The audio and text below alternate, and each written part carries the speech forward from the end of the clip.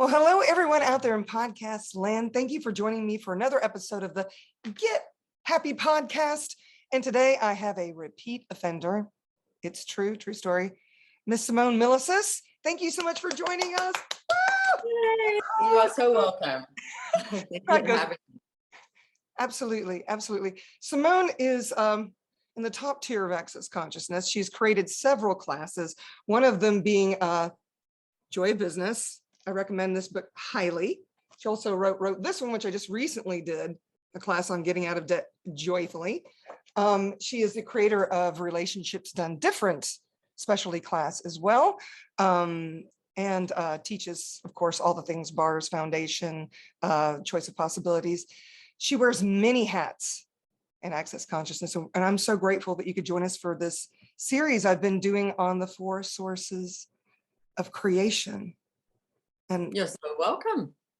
I love these 4 sources so much. And what I've realized is a lot of people don't really know how they can create their lives using the 4 sources. And when I dove into it, my life changed exponentially. So I'd love to get your thoughts on the 4 sources, maybe when it clicked for you, or maybe an example or something. So when you're saying 4 sources, have you already explained to the listeners what you're talking about?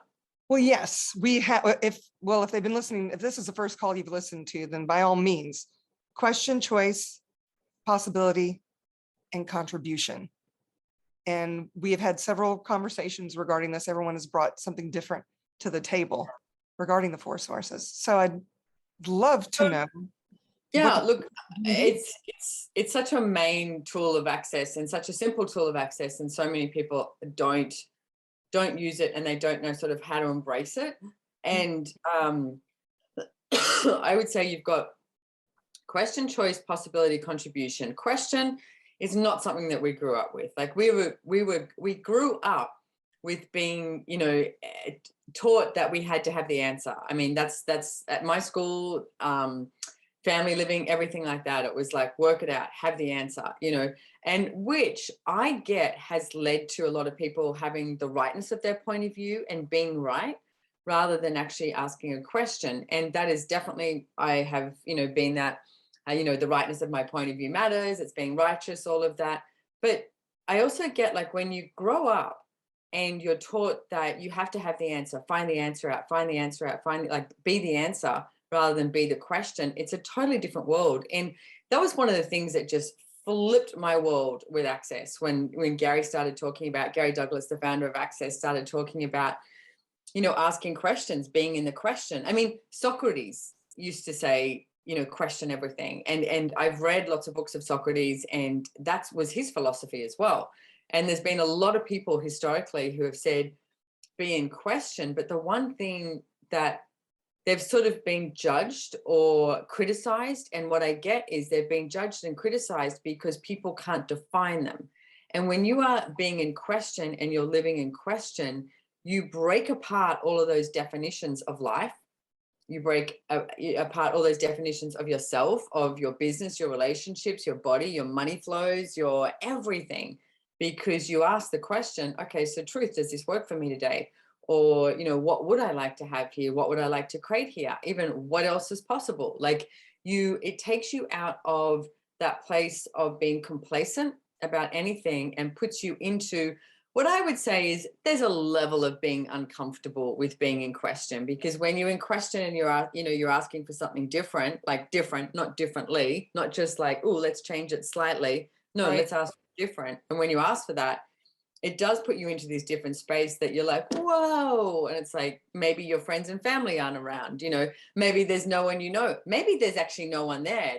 The more that you choose and the greater that you be, you stand around, you're like, okay, nobody else is choosing this. And how many of you go back down to what you were choosing before, which is based on definition, limitation, conclusion, because you can't see anyone else choosing it. Well, my demand of myself and request of the universe and my ask of you, if you're listening to this, is what if you started to choose what really works for you by being in question? And every time you're in question, it opens up this whole, like this plethora of choices and possibilities. And the one piece I see, Rudrani, is people don't quite get the contribution part. I think everyone thinks it's like this one-way street. It's like, oh, now I'm meant to contribute, or the other way, people go, why should be looked after? Everyone should look after me. People should contribute to me. And I'm wondering, maybe that's something we could explore here now, is like the difference of that, and going down that, like navigating contribution where you don't define it. I love every word that has come out of your mouth. Here's the thing. It's like, question is designed to give you awareness. It's not necessarily designed to, well, it's not designed to give you an answer, but that's what we've all been trained to believe. And we don't want to trust our awarenesses, which is where all of the choice and possibilities come from. But you've made a very good point. There are a lot of people that don't understand the contribution part. They think A plus B equals C, and then it's just going to come. And there's so much more to it than that. So speak to me about the contribution piece. Yeah, well, I mean, one of the things that we came across years ago in Access too was like there's this give and take program. And the give and take program is, I give you this, you give me this, and it's like this, like a score sheet, I mean, Christmas is a great time for that, or, birthdays, they didn't give me a birthday present last year, or I didn't get this, or whatever. And you have this scorecard. And it's not even cognitive a lot of the times. It's this mental scorecard that you have. Oh, this person has given me blah, blah, blah. And then here's the interesting thing is, how many of you have been given something and you take it instead of receiving it? So one of the things that we have is like this give and take program. But what I'm asking is, what if you flipped that and you started functioning from gifting and receiving? And gifting and receiving is a really different reality. And that's where contribution just exponentializes. Because if when you gift something to somebody and they actually receive it, and it's like the joy in your world, you're like, oh yay, it's like they loved it, it's like, and it's this, you receive as you gift, which is a really different reality. And rather than the give and take has to equal, has to have this like scorecard, etc., of what that is. Now, the other piece with contribution as well is, and this was a really cool awareness I had a couple of years ago, when I came home and was not traveling as much, and I have the beach across the road, and every day I'd, go for a walk on the beach, and I would ask, Earth, what can I contribute to you? The waves are crashing in, and there's the wind and the trees and the sun and everything. And it's like, Earth, what can I contribute to you? Earth, what can I contribute to you? Now, every time I asked this, I noticed there was this different energy that was showing up, and I was like, what is that? That's another question, right? What is that? And I wasn't trying to define it. I was like, what is it? What is the earth gifting me that I can't hear, And I was sort of just kept asking questions every day. And then I heard Dane here, who's a co-creator of Access Consciousness, telling this story very similar about how he was asking Earth, what can I contribute to you? And the whisper that he heard, because a lot of times it is these whispers, was receive. And I went, oh, God damn it. That's what the earth is asking of me. And it so matched the energy. And so then when I go down to the beach or wherever, I don't have to go to the beach to ask for that question. But it just changed the energy for me, asking, okay, Earth, what can I contribute to you? And if the earth is asking me to receive, like what level of vulnerability can we be with that? And in truth, true vulnerability is you receiving. Right. So what if contribution is also about you receiving, and you eliminate that place where it's give and take, and you start gifting and receiving with the earth, with the people around you, with you, your body, with possibilities, with choices, with questions. I love it. You know how much I love the earth. I am this earth's bitch, and everyone that listens to this podcast knows that about me. I get in my hot tub every morning and contribute to Mother Earth, and I always, ask, what can I be? So you get to create you the way you would like to be created, and it's a simultaneity that happens. I can perceive her gifting back, and that's that receiving part, and it's so amazing. I'm going to use the word literally here. I can literally feel the heartbeat of the planet and the excitement when I'm willing to receive. I mean, there's days where it's snowing or it's raining, I'm standing there at the window, looking out and contributing, because I'm not going to miss a day. And the other day, Simone, the other day I got in the hot tub with an umbrella because it was raining. And my mother actually snapped As pictures of one me. does. As one does, with my mocha and my umbrella. And she got pictures of me, and she said, "Why did you go out with, it's raining?" And I said, "Because I could hear Mother Earth whispering to me, and I knew I had to be there for her." And the truth is she's just there for me. I mean, we're both there for each other. She's got my back, but it was one of those things where, part of it was very selfish. I really wanted to be there and connect. And we had a couple of days, we had like 7 or 8 inches of snow and couldn't even lift the hot tub lid so from my window. But that is that piece of contribution, and it's immediate, and and it fills every cell of my body. So Mhm. I'm just curious, can you give an example of when you've used the 4 sources where you've seen it create your life? Do you have a story? Besides every day and Yeah, I'm every sure. moment. I'm sure. No, truly, but it's true, because I mean, for years and years and years, I would wake up and sort of more or less go to trying to conclude my day, or going to the rightness of it, or trying to control what could show up. And notice the word I say trying, because you think you've got control, you think that you can, conclude everything, but it doesn't work like that. And I've spent years and years and years, attempting to do that rather than be something different. And it starts with the smallest of things. Like, one of the things that I started with, and every morning, it's like I wake up and I'm still in bed, and I put my hands on my body somewhere and ask, well, I'm like, "Hey, buddy, whatever." I have a little. It's like, it could be 10 seconds or a minute. It's not relevant, but ask, "Hey, what would it take for today to be better than yesterday?" Or even just acknowledge my body. And then when I'm getting up, it's like, destroy and uncreate anywhere that there's a routine, because the morning is where most people have some sort of routine, whether it's like I get in my hot tub every morning, or I make a coffee, or I have a shower, or I get the kids out of bed, or it's like there's the first 3 to 5 things most people have already set as this autoresponder to their life. Yeah. So what I started doing was, because I noticed I was doing that too. It's like, I love coffee. Coffee is one of my favorite, liquids in the world. And so coffee is usually what I go for. And then when I started asking is, well, actually, buddy, would you like a coffee? And I also noticed that I tend to have like 2 coffees, right? And then I don't drink coffee the rest of the day. That's it, right? But instead of it sounds so simple because it's just coffee. I know. But that's what I started with, because when you start with something like coffee, then, because I would go, "Oh, I have 2 coffees in the morning and I don't drink coffee for the rest of the day." Well, that's a conclusion. Right. And then I'll notice, like, I've got a few Italian friends. I'll notice when my Italian friends come around in the afternoon or something, and it's like, coffee. And it's like, and I'm like, "Oh, buddy, would you like one?" And every now and then my body goes, "Yeah, let's have a little short, let's have it. And so, but it's being in question. And again, I know it sounds simple, but if you start with something like that, that's something that you put in your autoresponder box, right? And you go, "This is what I do." Anytime you find you got yourself going, "This is what I do," or "I usually don't." Like, I remember having a conversation with Gary Douglas one day, and I went, "Oh, usually, da da da da," and he goes, "Well, what the fuck is usually?" And I went, "Good point."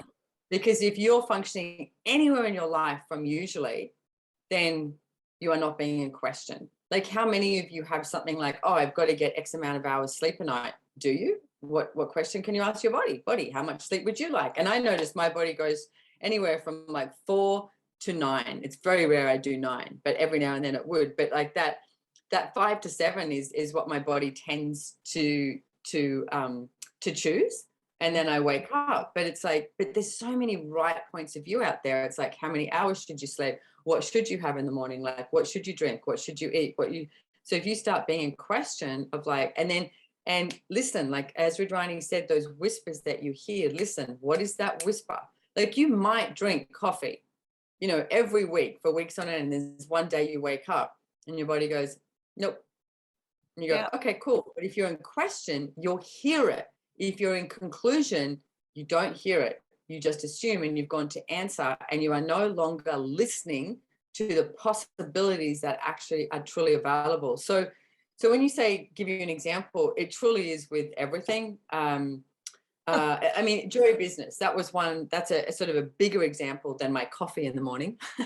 And joy of business is a book that I wrote. I think I wrote it like 13 years ago, and it's translated into many different languages. And it was probably, we were doing these classes and everything with joy of business and had some facilitators, not many. It was sort of growing, you know.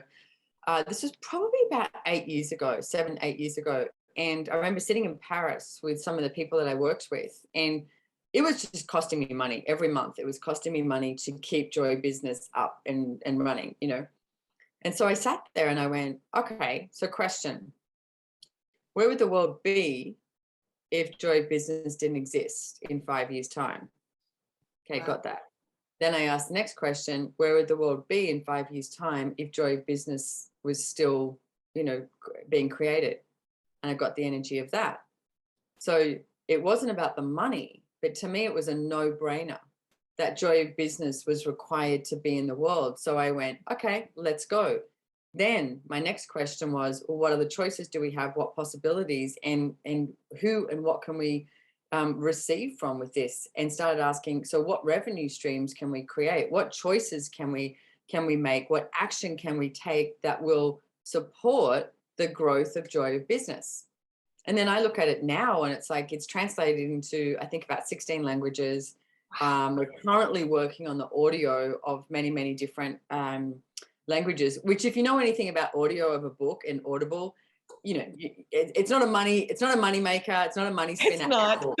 99 cents. It costs you money. Like I was like, this is costing me more money to get this in audio than it was to get it translated. But anyway, that's a whole other thing that matches the energy of where I'd like to head. It matches the energy that we can, like we're about to release the German audio Enjoy Business, and it matches the energy of having everyone who speaks German who can actually hear this in audio to create a greater future. So it's not linear. And question, choice, possibility, and contribution is not linear. You try and make answer, conclusion, limitation, control linear. They're not linear either, but somewhere in your insane world, you tell yourself that, you know, I've got to do this, and this is going to equal this. Well, life doesn't work like that. Right. So if you're truly functioning from, does this match the energy of what I'd like to create as a future? Yes. Okay. Then what next? What choices do we have available? What possibilities are available? Let's go. You know, I love it. The whole point of the Get Happy podcast came from this little yellow book, Choosing Happiness. I believe that's the Spanish version. So I did the same thing. I asked questions because I had people coming to me. Oh, what if it spoke Portuguese? Oh, what if it spoke Spanish? And it wasn't a money-making thing at all. The decisions were based on the energy. And I did ask the little yellow book, okay, what could you create in 5 or 10 years if we translated you? It's now coming out in Russian, and it's being translated into Arabic, of all things. I would have never dreamed that would be the next language. Like, what? The Arabs want to be happy? I mean, I really had to trust the Russian part. Like, I didn't know any Russians that want to be happy until Access. But it is like that. You know, my mother even asked me, why do you keep publishing in other languages? Are you making tons of money? I'm like, I am, but it's not like what you think. Yeah. It's energetic bank account, listening to the whispers and saying, oh my goddess, it's going to create a better world if you choose it. And, you know, I don't have any control anymore. The book gets published, it goes out there, and it's like a toddler running around, and I have no control. Yep. That is very true. Yes. Let it go. You know, and it's so funny because I don't remember what class I was taking. It had something to do with bodies. Mm-hmm. And I remember you saying the coffee thing. So I'm that person. I get up, I have my coffee, I sit in the hot tub, I read a couple of chapters of a good book, or, and then I listen to Audible or whatever when I'm getting ready for the day. But now I ask every morning if that's what my body would like to do. I'm like, hey, body, I know that I've been dragging you around. Like, you're not important. You're with me all the time. You're like my best friend that I can't shake off, whether I love you or hate you.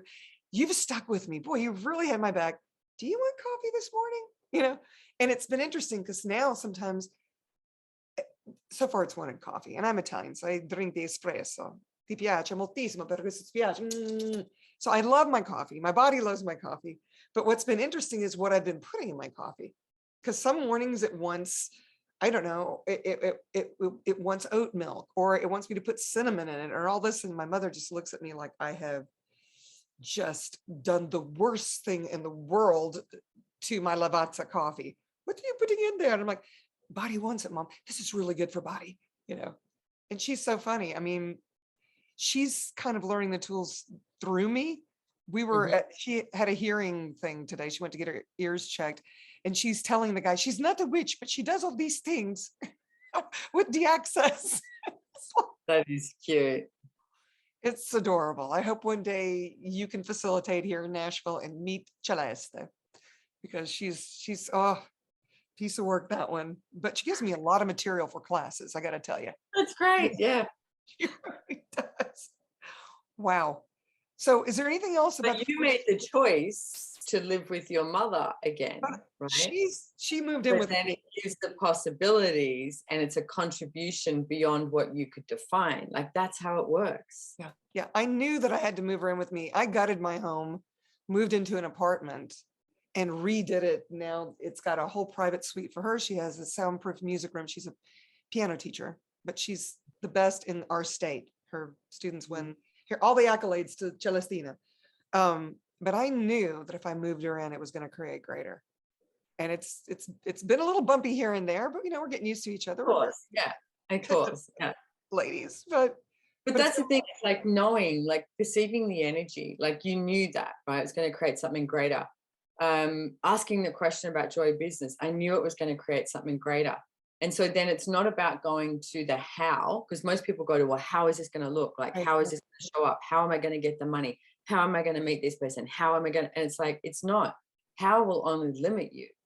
It's the question, choice, possibility, and contribution. And it's way easier than trying to go to the how. So true story. It's that whole thing of building that muscle of your knowing. Yeah. I never question any of my choices.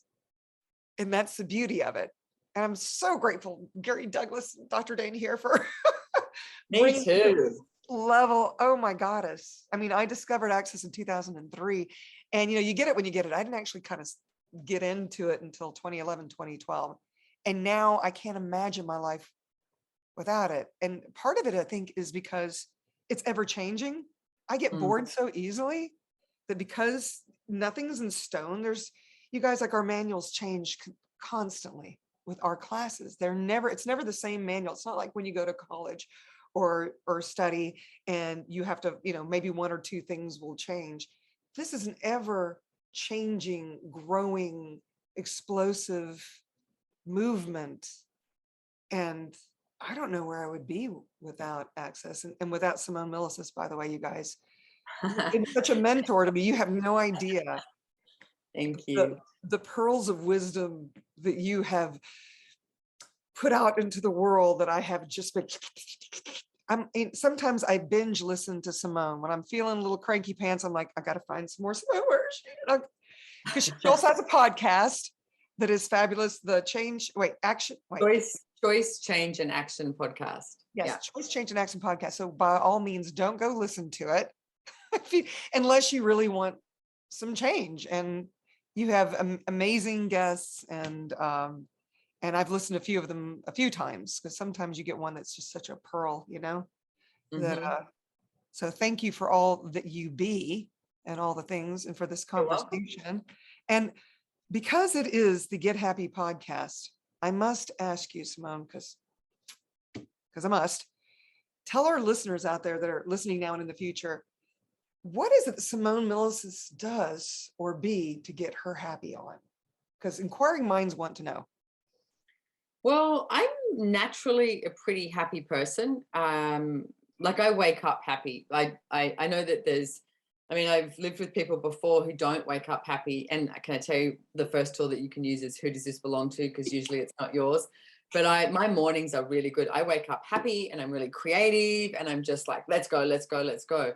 So, and I will say, over the years, what I've learned to determine is my happy is not like anybody else's happy. And I think that's what traps people, is they go, oh, they look at someone and someone might say, it's so simple. Someone might go, oh, look how happy that person is. Like years ago, there was this woman who used to laugh hysterically at everything. And someone had said, oh, God, she's so happy all the time. And I remember thinking, is she? You know, like, and so what I started to do was go, oh, I must not be happy because I'm not laughing hysterically all the time. This person is laughing. And it took me a few years to get it because it's a good thing I'm cute and sometimes I'm not very smart.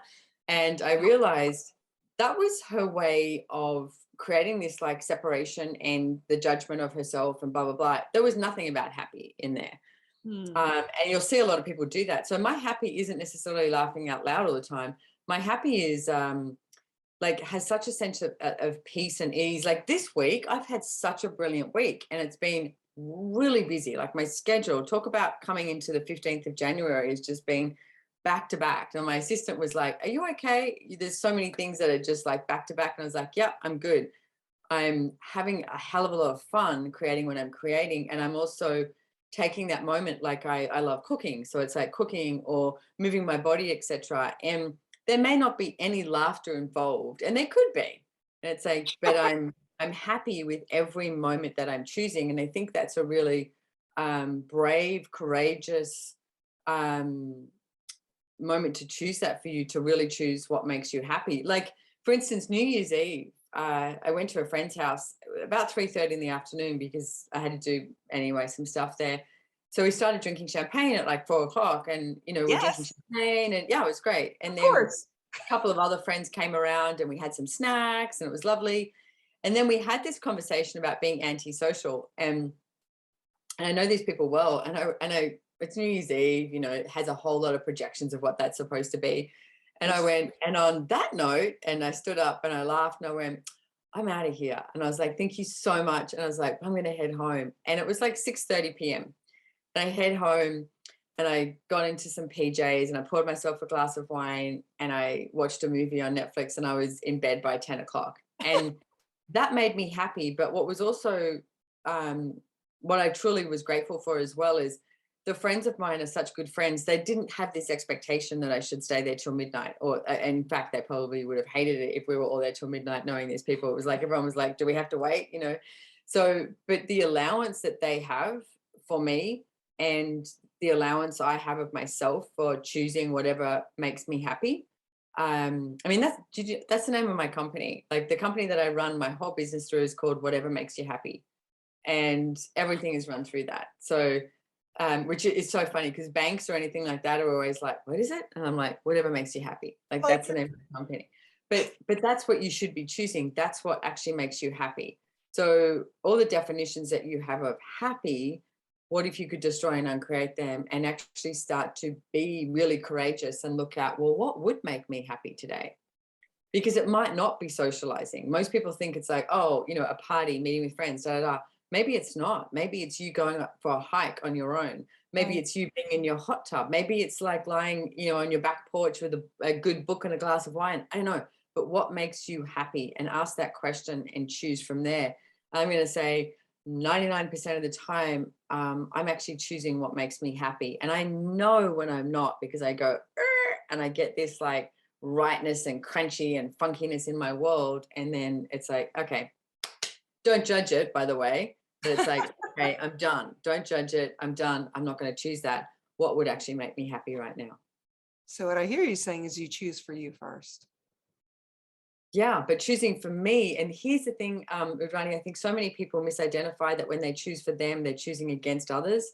It's Right. not, because there's the difference of choosing for me includes everything and everyone. Mm-hmm. Like when I chose on New Year's Eve, for me, it wasn't choosing against them. Right. It included them. Like, and when you choose for you, you show other people that they can choose for themselves. Like you show them that they can, like, I mean, a parenting is a great example of that. And when I had a stepson for 8 years, like with my ex, so I lived with him for 8 years. And I really learned that tool of when I choose for me, I show him that he can choose for him. True So story. he's empowered to know that you don't have to, choose based on what somebody else's point of view is going to be of you. No, it's like, does this work for you? Yes, no. Yes, no universe, one of my favorite tools in the world. Yes. Yes. What makes you feel lighter, folks? Hmm. It's very interesting because I've had many people say to me, how can you choose like you do? I wish I could be more like you. And I don't know how you do it. And I don't even think about it. And it's true. I'm not choosing against anyone. I just know me. I'm going to be more present and more available to others if I actually listen to my body and say, okay, body, what do you require? Do you need a nap here? Do you need to take on a new client? Would you rather not? Is it going to be fun for you, body? Yeah. And Yeah. you taught me a lot of that. It's kind of like, hey, it's with you all the time. Why are you not including it? Mhm. I don't run into walls nearly as much as I used to, Simone, thanks to you. Now you walk through them. Why not? Why Yes. not? Well, this was such a dynamic conversation, and I appreciate you so much for taking the time because I know your schedule is off the chain busy. So You're thank you so so welcome. much. And for you guys out there, if they wanted to find you, where could they go, Simone? Well, I actually have a really good name for that because so far I've never discovered another Simone Milasas. So if you Google Simone, Simone Milasas, that's my website, that's my Instagram handle, my Facebook. You can find me on accessconsciousness.com and Choice, Change and Action podcast as well. So Google all that and you can find me there. You'll find plenty of Simone. Yes, She's everywhere. I am. You really are. I'm so grateful because sometimes I really do need to binge listen or watch you. And so I put your name in a million choices pop up. And then I do that heavy light tool. I go, oh, that one. Oh, yeah. So thank you so much. Hey, if you guys enjoyed this conversation, subscribe below. Maybe share with those that you know that this conversation could have been a contribution to. And thank you so much for listening. Thank you again, Simone. Thank you so much. See you And later, everybody. until next time, you guys, ciao, ciao for now. Now a word from our sponsor.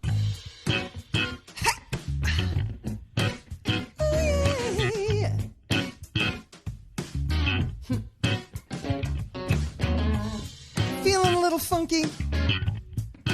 Devi Essentials Pure Oil Blends can maximize your inner balance. These 100% pure oil blends are designed to vibrationally open up the channels within the physical and multi-dimensional bodies. Your body. So if you're trying to find your groove, let these pure essential oil blends work for you. For more information, go to rudranidevy.com. That's RUDRANIDEVI.com.